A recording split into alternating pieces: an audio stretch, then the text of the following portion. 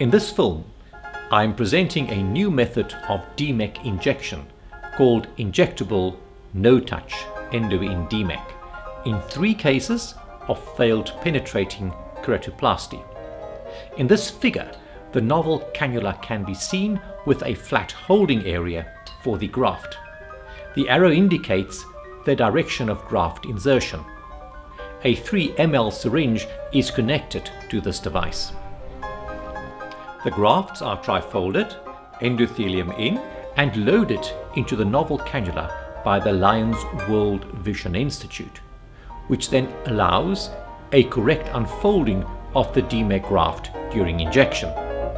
The DMEK graft placement in the flat holding area of the cannula with endothelium in configuration enables the Decimase membrane graft to unfold completely and correctly oriented, with no or minimal external manipulation, through fluid transfer controlled by the surgeon.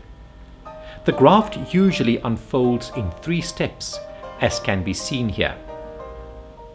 Firstly, it enters the anterior chamber in a fan-shaped configuration as it exits the cannula. It then gradually unfolds to approximately 75% of its size before it completely unfolds when it fully exits the cannula. The indication for initial penetrating keratoplasty in these cases were keratoconus, and 1 patient had a failed DSEK graft prior to the DMEK being performed. It can be seen that the preoperative central corneal thickness is significantly increased in these cases with deep anterior chambers. It can also be seen that the endothelial cell density improved significantly at 2 to 3 months and 9 to 10 months after surgery, and that the mean central corneal thickness reduced significantly. The only complication encountered in the first case was a cataract, which eventually developed. The advantage of this method is that the graft opens up spontaneously and correctly oriented after injection. Please note that this is a slow injection process. Slow is better. In the first case, it can be seen how the graft is injected very gently into the anterior chamber with flushes of balanced salt solution, which enables the graft to open up in a fan-shaped configuration. It is very important not to remove the cannula from the anterior chamber until the graft has fully opened.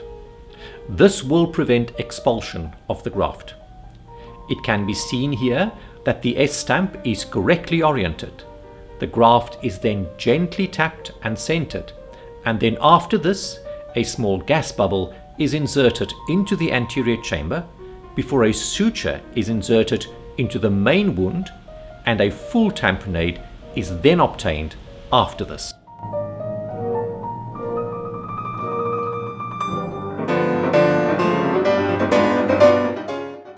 The second case demonstrates how the graft is slowly injected into the anterior chamber, and that the graft obtains a fan-shaped configuration with a correctly oriented graft when reviewing the S-stamp. The small air bubble seen also does not prevent the graft from opening up fully.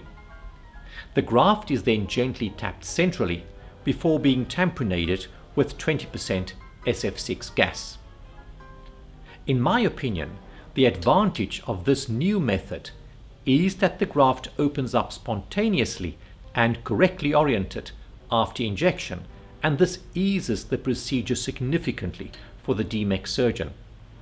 It is important to note that a slow injection process is required to predictably open up the graft. Slow is better. In this third case, it is noticed that the graft still remains centrally, even though the anterior chamber shallows.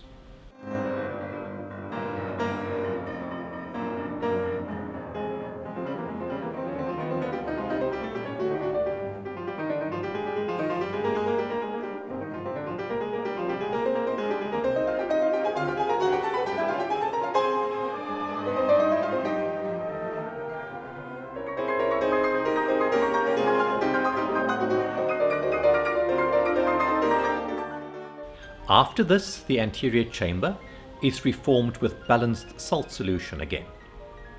The advantage of this new method of DMEK injection is also that it enables the DMEK graft to be manipulated easier in deep anterior chambers, such as in patients with previous penetrating keratoplasties or in patients with a complex anterior chamber due to a glaucoma drainage device.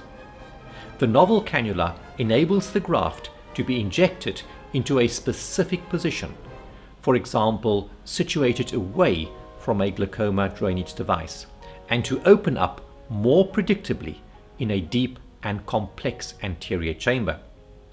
This novel device and technique thus opens up new horizons when performing DMEK surgery in more complex anterior chambers.